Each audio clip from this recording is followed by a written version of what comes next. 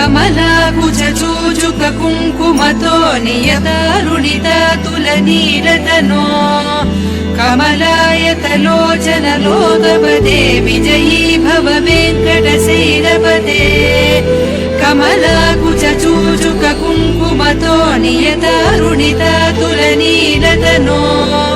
कमलायतलोचन लोकपदे विजयी भव वेङ्कटशैलपदे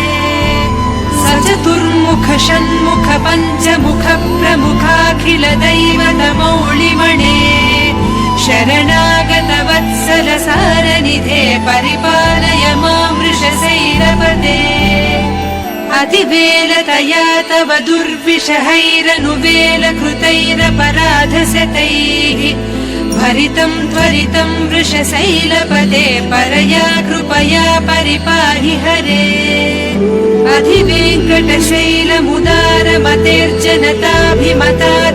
अधिवेङ्कटशैलमुदारमतेर्जनताभिमताधिकदानरतात्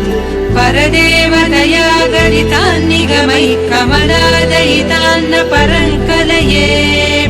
कलवेणुरवावस गोपवधूसतकोटिवृतात् स्मरकोटिसमात्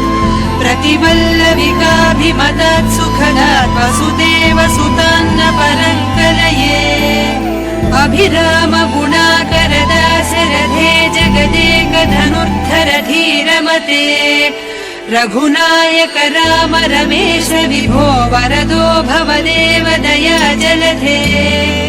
अवनीतनया कमनीय करं रजनीकर चारुमुखाम्बुरुहम् रजनीचर राजतमो मिहिरं महनीयमहं रघुराममये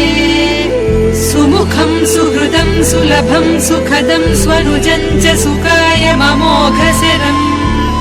अपहाय रघूत्वहमन्यमहं न कथञ्चन जातु भजे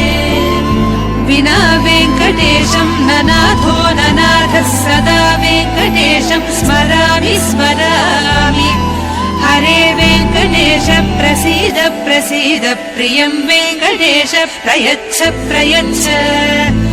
विना वेङ्कटेशं न नाथो न नाथः सदा वेङ्कटेशं स्मरामि स्मरामि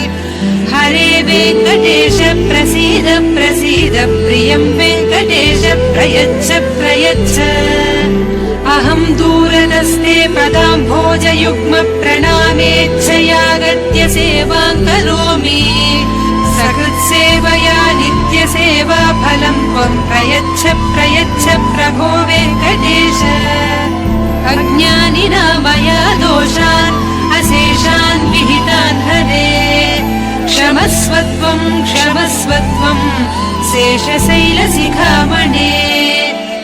अज्ञानिना मया दोषान् अशेषान् विहितान् हरे क्षमस्व त्वं